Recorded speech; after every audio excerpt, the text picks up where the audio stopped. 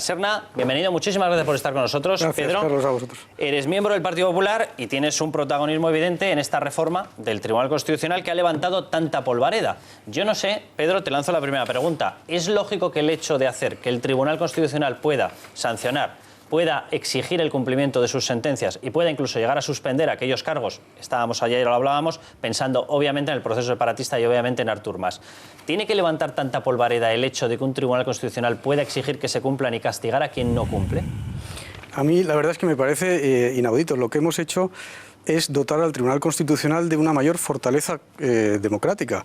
Es decir, le hemos dado instrumentos que estaban ya implícitos a nivel de principios en la ley orgánica, pero le hemos dotado de instrumentos procesales para que el Tribunal Constitucional tenga garantizada la ejecución de sus resoluciones y de sus sentencias. No hemos hecho ninguna operación extravagante, no hemos tenido ninguna ocurrencia. Hemos acudido a la legislación comparada, nos hemos fijado en estados tan democráticos y de una fortaleza de las libertades tan grandes como Alemania o Austria, y hemos hecho un modelo similar atendiendo a las singularidades de determinadas medidas cautelares que se utilizan en España por los tribunales ordinarios. O sea, no nos hemos inventado nada raro, simplemente hemos tapado una grieta que tenía nuestro sistema, nuestro modelo constitucional, para que los actos de desacato a la Constitución y al Tribunal Constitucional no queden impunes. Eso es todo lo que hemos hecho. Lo que nos extraña es que hoy, la semana pasada, publicaba Alfonso Guerra un artículo en Tiempo y decía, no sé si la voy a citar de memoria, pero decía una frase que es muy sintomática. Decía, mientras en España algunos están dando un golpe de Estado a cámara lenta para desgajar parte de la nación más antigua de Europa, otros, y creo que se refería a determinados políticos, creadores de opinión, están más preocupados por la reacción de un gobierno democrático que por el acto de secesión, que en el fondo, decía Guerra, es un golpe de Estado.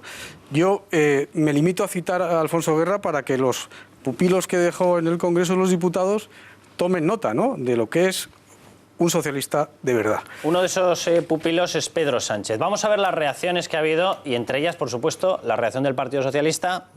Lo ha presentado directamente como una reforma unilateral, lo comentaba ayer, con lo cual sobreentendemos que no le va a dar respaldo a esta reforma, y la respuesta que ha tenido también por parte de Podemos. Los dos hablan de que esto es instrumentalizar el Tribunal Constitucional precisamente para cargar contra Artur Mas. Vamos a escuchar esas reacciones. Por las reacciones de los años 30. Esto sí que recuerda a los años 30. Esto suena a la música de la Inquisición. Es la música de la Inquisición, això. Aquellos dirigentes que consideran que en función de su estatus, de su situación o de su forma de pensar se pueden saltar o no las leyes según le parezcan, esto sí que es propio de dictadores bananeros que hay por allí, por algunos países, ¿no? La oposición critica en bloque, con recurso aupado por el PSOE, que el presidente del Congreso haya tramitado personalmente la reforma en la Cámara para así llevarlo a pleno extraordinario la semana del 14 de septiembre. La aprobación llegará la semana del 29. Si algo demuestra es la incapacidad política del señor Rajoy, porque vuelve a instrumentalizar con fines electorales, con fines partidistas, las instituciones que deberían de servir al interés general. Pues yo hubiera deseado efectivamente que el Grupo Parlamentario Socialista hubiera sido menos crítico de lo que ha sido, pero no me sorprende. Yo no sé quiénes están pidiendo en el Partido Socialista que esta reforma del Tribunal Constitucional no se lleve a cabo. Si los que han seguido fielmente los predicamentos del señor Felipe González o los alcaldes de los ayuntamientos del Partido Socialista que pertenecen a la Asociación de Municipios por la Independencia. Las amenazas no contribuyen a que ciudadanos de este país se entiendan. Nosotros siempre vamos a apostar por el diálogo, atendiendo a diferencias que hay en la manera de sentirse de muchos ciudadanos de nuestro país. A mí me gustaría preguntar a todos ellos la siguiente reflexión, hacerles la siguiente reflexión. ¿En qué país democrático y en qué Estado de Derecho las resoluciones no se cumplen? El Gobierno defiende que la reforma refuerza el Estado de Derecho y permite poder cumplir la ley. Isabel. Bueno, preguntaba la vicepresidenta en qué país democrático las resoluciones del Constitucional no se cumplen. En España. Hay resoluciones del Constitucional sobre la celebración de la famosa consulta del 9 de noviembre o resoluciones en materia de política lingüística y derechos lingüísticos conculcados a ciudadanos de Cataluña que no se cumplen y no pasa nada. Y no se han cumplido durante meses o en algunos casos durante años y no ha pasado nada. Entonces, a mí me parece muy bien esta reforma, creo que era absolutamente necesaria. Dicho lo cual, ¿Que se está utilizando al Tribunal Constitucional? Sí, sin duda. Lo que pasa es que en este caso yo creo que se está utilizando para una buena causa. En el caso de Zapatero lo utilizó para legitimar una cesión ante ETA. A mí esto me parece que es una utilización bastante más legítima. Utilizarlo para defender el Estado de Derecho y la nación y no en contra de ella, ¿no? Y de él. Dicho esto, no se podía haber hecho esto antes y de otra forma, porque hacerlo por el procedimiento de urgencia, obligando al presidente de las Cortes a recurrir a un procedimiento un tanto, en fin, legal, pero un tanto anormal o extraordinario para aprobar la resolución a tiempo para que pueda entrar en vigor si es que Artur Mas convoca un referéndum después de las elecciones del 27 de septiembre. Utilizar al Constitucional en lugar de utilizar la Constitución, que es la herramienta, y el artículo 155. ¿Todo esto no demuestra un poquito de debilidad gubernamental o de miedo del gobierno, de un gobierno que tiene 185 diputados en el Congreso, para hacer su trabajo y cumplir y hacer cumplir la ley, que es lo que juró el presidente cuando juró el cargo? Pedro. Bueno, primero voy a contestar un poco a Pedro Sánchez y luego contesto a Isabel. Yo creo que el secretario general del Partido Socialista, Pedro Sánchez, debería responder a 3 preguntas muy sencillas ante la sociedad española. 3 preguntas elementales. Primera, ¿por qué un país como España, que es un Estado democrático, miembro de la Unión Europea, tiene que cruzarse de brazos ante el incumplimiento de las sentencias y resoluciones del Tribunal Constitucional? Que dé una razón. Segunda, ¿por qué un país como España tiene que renunciar a los instrumentos que en otros estados democráticos han servido para fortalecer el Tribunal Constitucional, como Alemania y Austria? Y tercera, ¿por qué en España tiene que haber 2 niveles de cumplimiento de las sentencias del Constitucional? La de la gente de la calle, que tiene que acatarlas, y la de los responsables políticos, que pueden incumplirlas. Esas son las 3 preguntas que yo creo que Pedro Sánchez debe responder a la sociedad española. Y luego querría contestar a Isabel San Sebastián. Vamos a ver. Yo creo, primero, esta es una proposición del Grupo Popular. No es un proyecto de ley del Gobierno, es una proposición del Grupo Popular. Segundo, ¿por qué es decir, no viene a sustituir a la iniciativa del Gobierno? El 155 queda intacto y ahí está. Es decir, todos los mecanismos que da el Estado constitucional al Gobierno, a la Fiscalía, a los jueces, todo eso queda intacto. No es un mecanismo de sustitución de responsabilidad, es un mecanismo complementario. Lo que se hace es que el Tribunal Constitucional, que tiene un papel muy importante en este tema, tenga los instrumentos, pero eso no, o sea, no es que el Gobierno se esconda detrás del Tribunal Constitucional, como se llega a decir. No, es que el Gobierno arma jurídicamente al Tribunal Constitucional para que pueda exigir el cumplimiento de sus sentencias. Y tercera cuestión, ¿por qué se hace ahora? ¿Por qué se hace que si hay instrumentalización, que si no hay instrumentalización? Vamos a ver, las sentencias normalmente del Constitucional Español se han cumplido durante estos 35 años. Había excepciones, pero no había una estrategia de incumplimiento y de desacato, de desobediencia civil desde las instituciones de algunas comunidades autónomas o ayuntamientos. Se han producido 2 hechos. Uno, el 9 de noviembre, donde se produce ese desacato, y luego la intención reiterada y las declaraciones reiteradas de las autoridades catalanas que han dicho que van a incumplir las sentencias y resoluciones del Tribunal Constitucional. Y además, el surgimiento de movimientos y de partidos populistas que han alcanzado el poder gracias al Partido Socialista y que nada más llegar han dicho que cumplirán la legislación y las sentencias del Constitucional si les parecen justas, y si no, no. Es decir, se ha producido un cambio cualitativo del 9 de noviembre hasta ahora. Lo que era una excepción se convierte en regla. Pero, señor Gómez de la Serna, disculpe, dice usted que han tapado una grieta. Es que, claro, si tapan una grieta a menos de un mes de las elecciones en Cataluña, bueno, ahí voy. Da bastante que pensar, ¿no? No, ahí voy, pero estaba por qué se hace ahora. Entonces, a partir del 9 de noviembre, se llega a la conclusión de que efectivamente hay un déficit de fortaleza de una institución tan básica como es el Tribunal Constitucional. ¿Y ustedes se dan cuenta en ese momento? Antes no. Bueno, y entonces nosotros nos ponemos a trabajar en el tema, y esto es un tema que no se improvisa de un día para otro, no es una ocurrencia, y hay que ver cómo funcionan otros tribunales constitucionales, acudir a legislación comparada, ver cuáles son los instrumentos procesales de los tribunales ordinarios en España, es decir, hay que testar las medidas, hay que hacer muchas consultas a profesionales. Quiero decir, esto hay que hacerlo muy en serio y muy en profundidad porque es un tema muy delicado y es un tema de mucho recorrido. ¿Y por eso mismo no habría que hacerlo con consenso? Bueno, entonces, dado que es tan delicado, según dice usted. El consenso, nosotros hubiésemos querido obtener el consenso sin ninguna duda, pero desde que está el señor Sánchez al frente del Partido Socialista, no nos han apoyado en nada, ni siquiera en las medidas anticorrupción, ni siquiera en la ley de transparencia, que era un proyecto que ellos dejaron en Moncloa y que nosotros heredamos y perfeccionamos bastante. Entonces, con esto no han querido probar. Ni siquiera, es decir, la falta de fiabilidad del señor Sánchez es tan alta que la reacción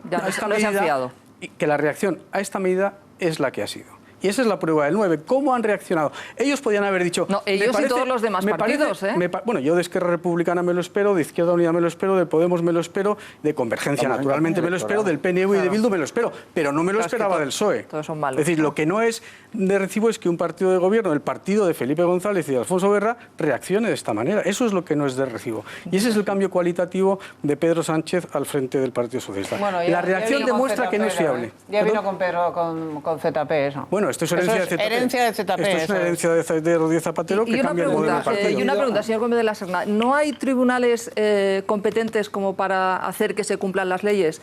Si algo es inconstitucional, no hay manera de llevarlo a ningún tribunal. No se trata del cumplimiento de la ley, se trata del cumplimiento de las resoluciones y de las sentencias del Tribunal Constitucional en tiempo real. Vamos a ver, las medidas que se aprueban no son medidas sancionadoras, como se ha dicho, son medidas cautelares. Es decir, lo que son instrumentos que se ponen en manos del Tribunal Constitucional para disuadir del incumplimiento. Y esa puede ir desde la multa coercitiva, que no es multa-sanción, es multa coercitiva, a la sustitución, a la suspensión, etc. O sea, son mecanismos para garantizar, primero para disuadir del incumplimiento y luego para garantizar que si hay incumplimiento, esa sentencia se va a cumplir, o porque se suspende a la autoridad que incumple o porque se sustituye a la institución que incumple. Pero ya hay tribunales ahora que lo pueden... No. Bueno, vamos a ver, a las pruebas me remito del 9 de noviembre. ¿eh? Bueno, porque si no actúa la Fiscalía, evidentemente no llegan a los tribunales. El tribunal tiene que tener instrumentos a su mano. El Tribunal Constitucional tiene que tener instrumentos en su mano como lo tienen en Alemania y en Austria. Y como lo tienen en otros estados federales, que en lugar de tener Tribunal Constitucional, tienen el Tribunal Supremo, como el caso de Estados Unidos, que cuenta con esas medidas y hace las dos funciones. Pero no hay tribunales constitucionales o tribunales supremos que hagan de garante de la Constitución que no tengan medidas a su alcance. A mí la verdad es que es un efecto indeseado, ¿no? Ha sido sorprendente porque no se había producido, yo no recordaba ningún casos así llamativos que se hubiera generado. Ahora un compañero que es catedrático constitucional me decía, oye, sobre todo que además es un muy buen catedrático constitucional, mañana escribe un artículo en Expansión defendiendo esa línea, ¿no? Es decir, me ha sorprendido alguna reacción de algún juez que debe ser o algún catedrático que debe ser porque no les habréis consultado, no les habéis encargado un dictamen. Digo, porque hay veces que te quedas sorprendido en el gremio de cómo algunos actúan, ¿no? Digo, porque claro, como una cosa que es evidente, que una sentencia del Tribunal Constitucional, hay cosas que me llaman la atención, ¿no? Más allá de que se diga de oportunidad política, ¿no? Y por tanto, yo quiero deciros que hay otras cosas que a lo mejor el gobierno o el PP o el grupo parlamentario se habrá equivocado, pero en esta yo no entiendo de verdad las críticas, ¿no? Es una cosa que me causa sorpresa. Algunos se han pasado días y días insistiendo en el artículo 155 de la Constitución, que es matar moscas a cañonazos, que les encantaría. Yo os voy a contar una anécdota muy breve. La Navidad pasada, esta no la anterior, no pongas caras, Carlos, que te he visto, ¿eh? Es muy breve. Pero yo te lo voy a afear, ¿no? Que a un amigo como yo. Y entonces, Maragall, dijo más en una cena en Puigcerdà: no descarto acabar detenido por la Guardia Civil. Mira qué breve que es, ¿no? Porque él tiene la visión de sí mismo como si fuera... Esa foto, perdona, le hubiera encantado, lo eleva, ¿no? A los altares. Y entonces, claro, por eso me sorprende. Y luego pensar una cosa ya para acabar. Que en el artículo 155, buen amigo Paco Marguenda, está de decoración en la Constitución. Porque si no se puede utilizar, porque yo no te he dicho eso, lo conculcan, entonces está para adornar. Si me dejas defenderme, que como no se atreven a utilizarlo, necesiten reformar el Constitucional, por ejemplo. Que había que provocar la suspensión de pagos de la Comunidad Autónoma de Cataluña y ser intervenida, que es el 20% del PIB nacional, y que en el año 2012 y 2013 hubiera tenido un impacto en Europa demoledor, nos hubiera hundido en la miseria, ¿no? Yo digo que el 155 yo lo he dicho públicamente, si es necesario habrá que suspender la comunidad, pero el Estado lo que puede es ir suspendiendo parcialmente y diciendo, oiga, a partir de mañana las competencias de los Mossos de Escuadra van a depender de la Policía Nacional, del Gobierno de España, punto, ya está, ¿no? Pero creo que tiene justicia o lo que sea, ¿no? Bueno, justicia no la tiene en la competencia, ¿no? Pero lo que quiero decir, ya para acabar, para contestar a mi buena amiga Isabel, ¿no? Yo lo que digo es de que el derecho, lo que aprendes es que tiene que ser proporcional. Sí. Entonces ya le gustaría a ellos que montemos, ¿no ves que se están hundiendo. No sé yo, Mira cómo... Pero déjame que os si no van a sacar ni 50 diputados. Déjame que os lleve al debate político, porque al margen ya de la cuestión técnica de la reforma del Tribunal Constitucional, a mí me gustaría que os posicionaseis sobre, digo yo, que los partidos cuando han dado este tipo de críticas son conscientes de que puede haber una crítica técnica, pero que está habiendo también un posicionamiento político.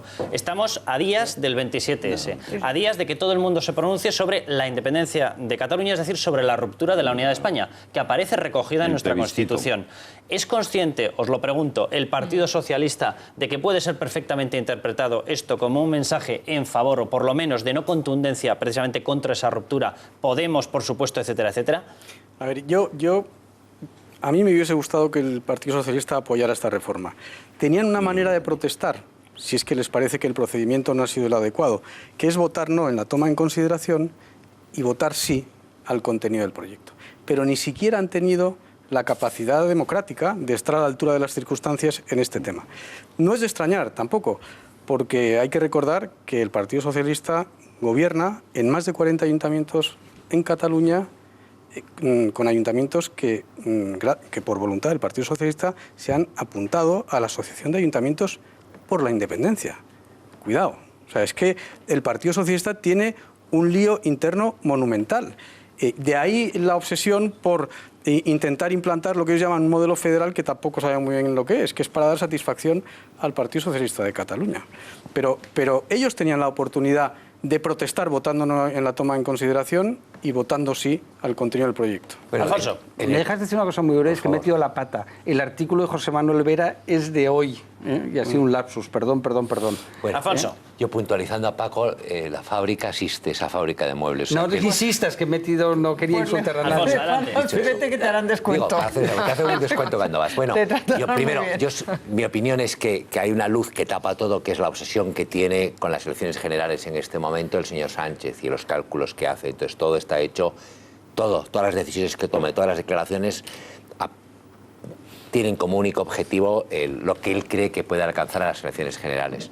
Después hacer una declaración que ayer, como vi el programa, me estoy casi repitiendo, porque lo dijo Graciano Palomo, es que se le critica constantemente en todos los ámbitos a Mariano Rajoy como si fuese un marmolillo y que no hace nada, y la vez que tomas una decisión, pues también. Entonces yo supongo que él lo mirará desde la distancia y dirá, bueno, pues esto es lo que toca. Sí, pero porque toma una decisión para que lo hagan los demás. No, en este caso, el Tribunal Constitucional, no se puede. No lo tiene que tomar en la decisión, en el mundo del periodismo hemos creado una serie de ficciones en torno a Mariano Rajoy que cuando pase el tiempo... y esa es una ficción. Y esta es otra de las ficciones que hay. Eso es una ficción, ahora te lo explico. Sí, y después Se llama cliché eso. Sí, pero que lo hemos creado los periodistas y funciona bien. Es decir, hay una muy graciosa que es que no es simpático. Digo, no voy a ser ordinario. Bueno, no vamos a discutir pero sobre simpático es Tsipras y mirar dónde les ha puesto la gracia a los griegos. Bueno, simpático de verdad. No te quejes que lo ha hecho. No digo. Y después la otra cosa que es desde mi estupor. Yo pensé que hasta ahora no se habían aplicado algunas decisiones del Tribunal Constitucional por inacción, por falta de voluntad o por no hacer olas. Resulta que es que no tenía instrumentos. A mí eso me deja sorprendido. Es decir, lo hago como pregunta. Pues yo daba por supuesto, bueno, pues a veces... A mí me recuerda lo del minuto de silencio. Cuando yo era un chaval muy joven en el periodismo, se decretó un minuto de silencio en todos los campos de fútbol de España. Y el único campo de fútbol donde no se hubo por ese atentado terrorista un minuto de silencio fue en San Mamés. Y recuerdo que la redacción decía, hombre, para no hacer jaleo, ¿sabes? Esa cosa muy española, italiana y española de no hacer jaleo. Yo pensé que el Tribunal Constitucional había decisiones en algunos ámbitos que no se aplicaban, no se llevaban hasta el final para no hacer jaleo o para no molestar. Ahora me estoy enterando de que no tenía instrumentos, lo cual también me sorprende. Dicho esto, después de haber dejado claro que a mí me parece estupendo que se haga, y si no se hizo esta semana habría que haber hecho la siguiente, y si no el día anterior, la víspera de las elecciones. No, hombre, el mismo 27 habría estado bien. A mí me interesa insistir en que María Pablo ha dicho que esta es una medida que hace Rajoy, no lo hace Rajoy, lo hace el Grupo Popular, para evitar tener que que el gobierno tome ninguna acción en este tema. Insisto, no es alternativa, es complementaria, es fortalecer una institución para que todo el mundo pueda estar a la altura de las circunstancias. También el Tribunal Constitucional, que tiene un rol fundamental en este tema.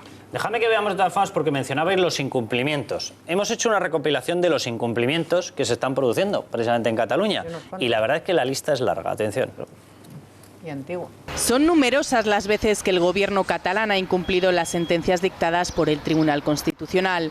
La primera vez que se desafió al alto tribunal fue en 2006. El gobierno tripartito liderado por Maragall aprobó un estatuto que fue enmendado por el Constitucional a raíz de un recurso presentado por el Partido Popular. Con el castellano también se ha desatendido las órdenes del tribunal, que ha exigido que el castellano sea lengua vehicular en la enseñanza en Cataluña, al igual que lo es el catalán. Pero Convergencia Democrática de Cataluña ha desacatado este fallo. Incluso el Tribunal Superior de Justicia catalán se ha pronunciado también sobre este tema.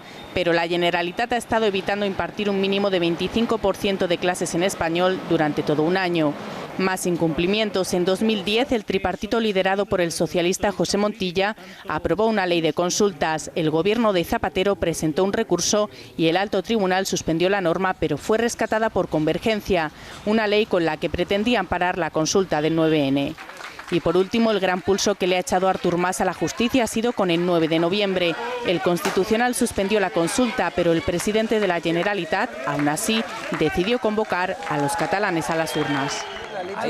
Durante todo este tiempo en el cual se sucedían estos incumplimientos ha ocurrido una cosa, y es que Cataluña entraba en una posición absolutamente deficitaria, no podía pagar, no podía devolver, por ejemplo, sus bonos patrióticos, y quien ha tenido que salir al rescate han sido todos los españoles en su conjunto. Catalanes, murcianos, madrileños, asturianos y de todas partes. Sobre todo los madrileños. Sobre todo Madrid. Han recibido 41.000 millones por el momento. Para este año pueden recibir otros 9.300 millones. Por eso han dejado de decir que España no al roba. margen del Tribunal Constitucional.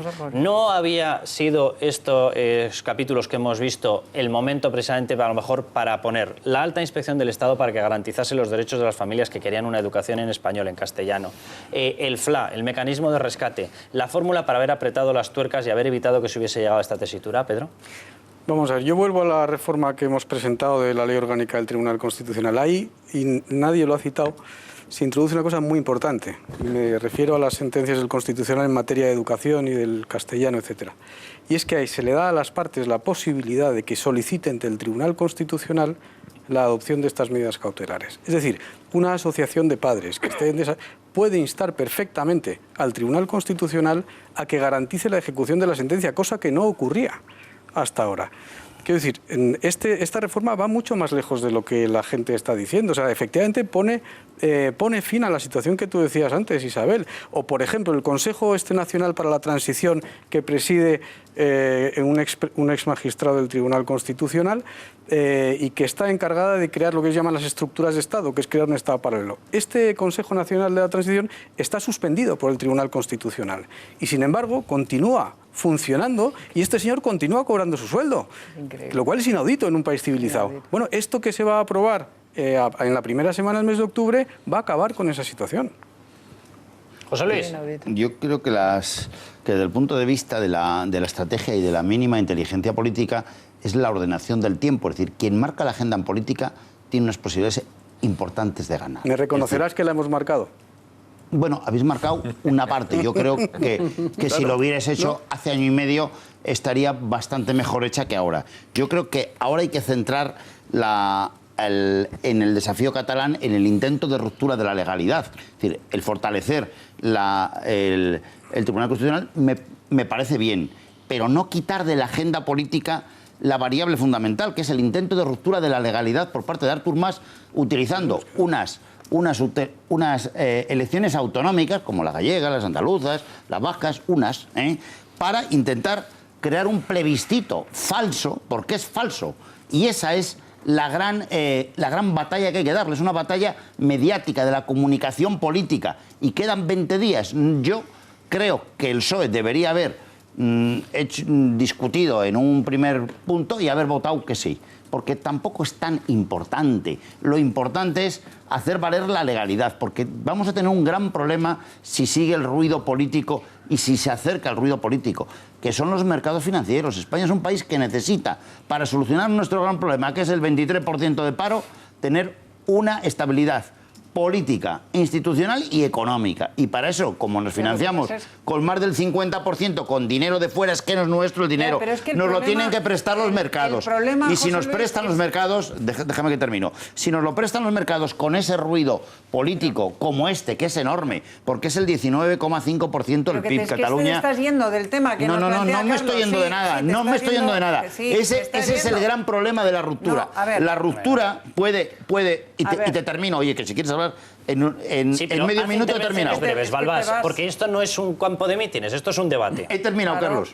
A ver, es que a mí me parece que aquí el cuid de la cuestión política, es decir, el por qué se hace esta ley y la necesidad de hacerla yo creo que es indiscutible. Luego ya que sea más o menos oportuna, eso sí ya es discutible, pero que es necesario es indiscutible. El cuid de la cuestión política, a mi juicio, es por qué el PSOE no la apoya.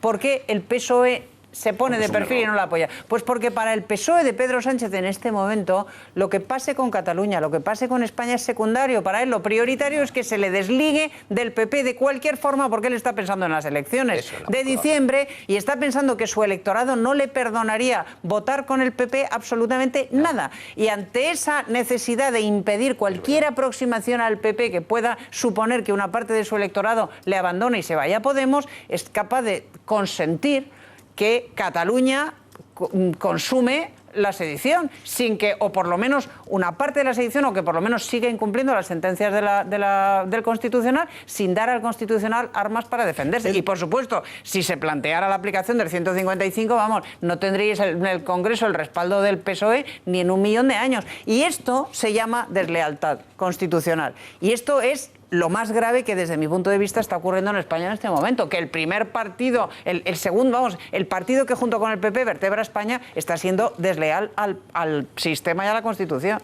Cuando el Partido Popular busca el consenso del PSOE y el PSOE no se lo da, ya es un partido desleal y no se atiene a la Constitución. Un razonamiento un poco más largo que eso. La gran estrategia está en hacer frente a la ruptura de la legalidad. Esa es la gran estrategia. Pues entonces, empezar con pequeñas batallitas de que el otro dijo, yo creo que es un error estratégico en términos de eficacia política.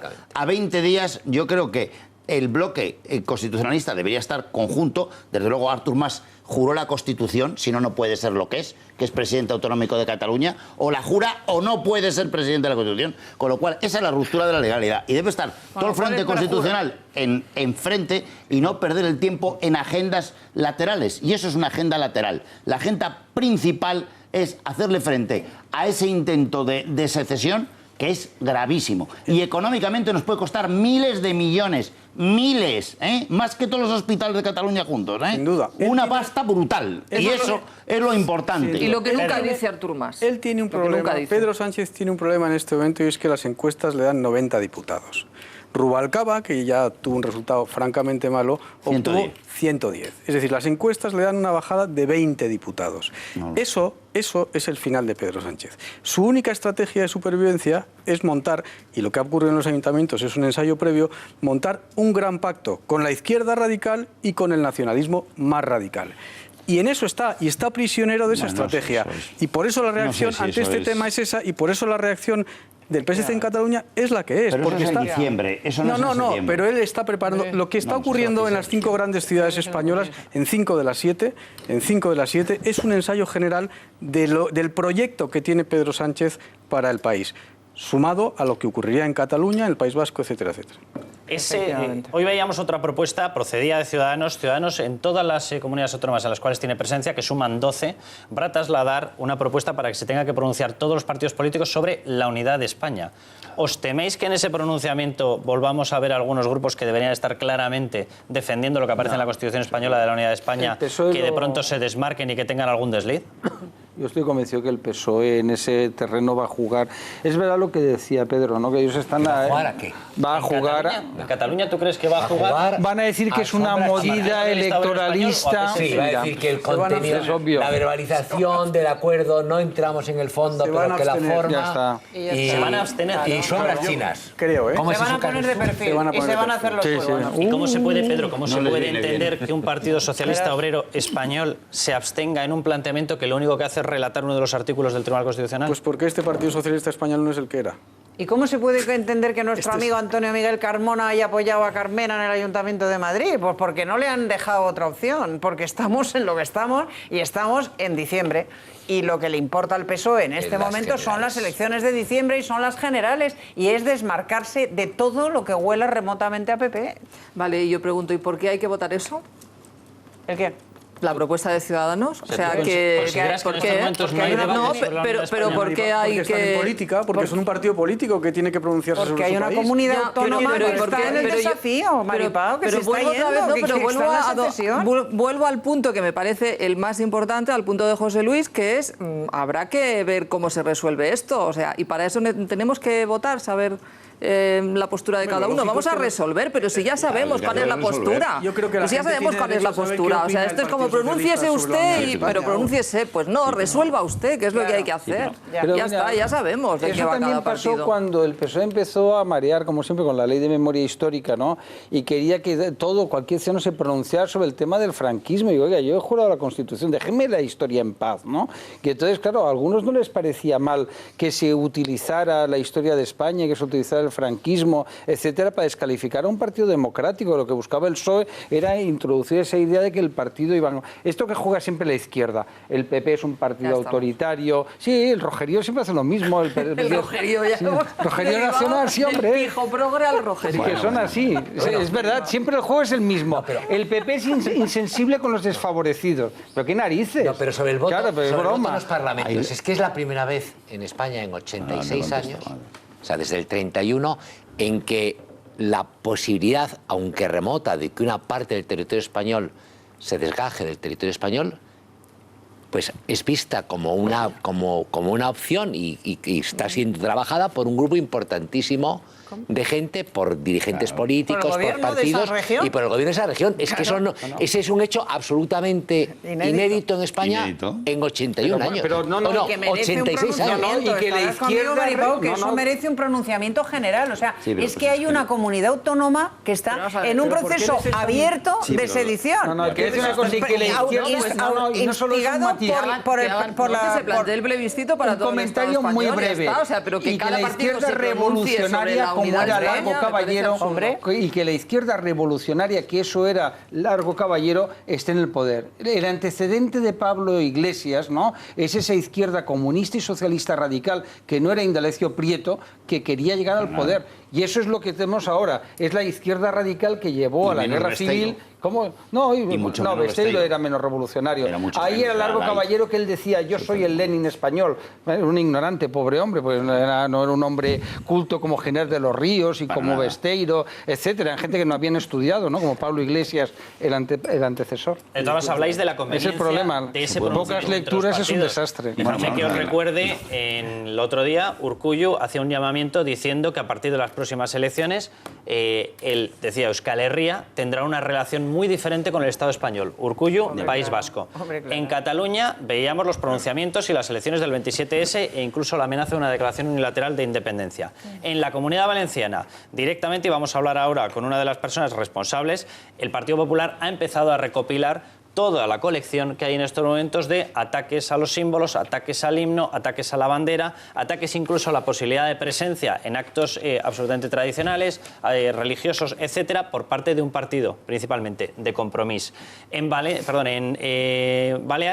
hay actos exactamente similares, denunciados exactamente igual por parte del Partido Popular. Es decir, tenemos unas cuantas comunidades autónomas en las cuales en estos momentos hay partidos que están abiertamente diciendo que están dispuestos a defender el derecho a decidir y, por lo tanto, la ruptura de lo que aparece en la Constitución española. O sea, ¿seguís pensando que realmente no merece la pena un pronunciamiento de este estilo? Sí, pero vamos a ver, yo estoy de acuerdo que merece la pena un pronunciamiento de los constitucionalistas de que se cumpla la legalidad y parar lo que la deriva independentista, que tiene un objetivo básico, que es poder político y económico. No nos engañemos, esa es la gran variable. Es un desafío de poder político y económico. Y en segundo lugar, la herramienta que utiliza es la herramienta emocional, las banderas, el rollo histórico falseado. O sea, que tú en los principios no crees, Balbás. No. Tú solo crees Yo en creo el poder y en la pasta. en que hay... En los principios, pero en que las yo, creencias, pero sí, Isabel, en las no he dicho nada de eso. Yo creo que te inventas lo que yo he dicho. No, pero todo para ti No, si tú te lo puedes inventar como quieras, pero yo he dicho es una cuestión que de dinero, un principio... de pasta, de interés, de pero poder. vamos a ver, los independentistas, como cualquier grupo de poder, sobre todo antisistema, que es rupturista, es revolucionario, no es otra cosa, tienen un fundamento. El objetivo es el poder político y económico. Y que su gran instrumento es la educación, la bandera, la emoción. Eso es lo que crea la revolución. Está estudiado en todas las élites revolucionarias, desde Lenin. Eso se hace así. ¿Y eso es lo que está haciendo. ¿Cómo se le para? ¿Cómo se le para? Poniendo una estrategia enfrente. En primer lugar, la Constitución de todos los constitucionalistas. Y cuanto más unidos estén los tres grandes partidos, los dos grandes, muchísimo mejor. ¿Cuál es el tercero? Y eso, el tercero es pequeñito, que es Ciudadanos. Pero grande en Cataluña. Grande en Cataluña, que va a ser. El primer paso, que vamos a ver qué pasa con Albiol. El Tribunal Constitucional puede poner... Balbás, permite el debate, por favor. Vamos a ver. Estamos discutiendo el primer paso de eso, que es precisamente la reforma... Pero contesto porque me han interrumpido, no se te olvide. Del Tribunal Constitucional, para que se puedan aplicar las sentencias, y el Partido Socialista ya se ha desgajado. Exactamente, explícanos cuál es la estrategia que está siguiendo el Partido Socialista de defensa del bloque constitucional. Bueno, yo creo que debería, si tiene inteligencia política, yo creo que debería hacer más caso al artículo de Felipe González, que dice que la primera gran variable es la que es, José Luis, que es hacer frente a Cataluña. No te he preguntado qué debería hacer, te he preguntado qué está haciendo. No, yo creo que esto lo debería dejar más en no es oportuno, pero voto sí. Eso, por ejemplo, podría ser mucho más razonable y quitarlo de la preeminencia de la agenda política. La agenda política es el desafío que es y el intento de ocultación de una gestión nefasta de Artur Mas y una corrupción insoportable que hay en Cataluña con la bandera, pero eso es siempre. Las carteras siempre se ocultan con banderas. Sí. Muy buena respuesta, básicamente, porque no me has respondido a la pregunta. No, sí que te lo he dicho. Pero si quieres te lo vuelvo a preguntar. Oye, ¿Qué está haciendo? Carlos, que te he dicho que yo lo que yo hubiera hecho es votar que no a la oportunidad y que sí al contenido. Mira, Balbás, él hace lo que quiere. La pregunta es ¿qué hace? No, Balbás está en aquello que en el colegio llamaban, bueno, nos enseñaban en filosofía que era la guillotina de Hume, ¿te acuerdas? La diferencia que hay entre el ser y el deber ser, entre la función normativa y la descriptiva. La descriptiva es lo que es y la normativa es lo que puede ser. Debería haber sido. Es decir, nosotros como periodistas, el deber ser los decimos muchas veces, pero en este caso hay que ir al ser. Y en el caso concreto del PSOE tenía que ser bueno, pero está siendo muy malo.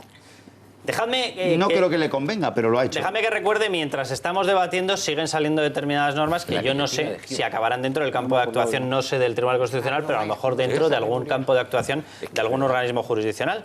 Lo digo porque el CAC ha anunciado, el Consejo Audiovisual Catalán, ha anunciado que va a vigilar a las televisiones y ha incluido dentro de las que va a vigilar, completamente fuera de su ámbito de actuación, a las televisiones nacionales durante las elecciones autonómicas. Uy, es flipante. Uy, qué miedo. No, lo digo porque, como sabéis todos... Los Gran Hermano nos vigilan. Tiene una capacidad de grabación, contra, efectivamente. Cuidado, ha tenido 3 votos en contra dentro del Consejo. ¿Cuántos son? Uno ha sido el de Daniel Sirera, de hecho. Efectivamente. Los otros dos no sé cuáles son los nombres, los he leído antes, pero la verdad que Pues el uno de Ciudadanos y otro de, no sé... Supongo que sí. Pero de momento lo que acaba de comunicar el CAC es que piensa utilizar su capacidad de seguimiento. Pedro, yo no sé si tiene capacidad sancionadora, ¿tiene el CAC? Que yo sepa, no. No. Va a utilizar su capacidad de seguimiento, de emisión de informes, etcétera, para analizar también las televisiones. Esto es un brindis al sol. Bueno, pues bien. Que fuera de su ámbito de actuación. ¿no? O sea, sí, no se entiende muy bien. Bueno, Pedro Gómez de la Serna, muchísimas gracias por haber estado con nosotros. Gracias a vosotros. Y precisamente yo le quiero dar... Son Eva Parera y Carmen Figueras y Daniel Sirera. Efectivamente. Que tengo aquí el documento del CAC.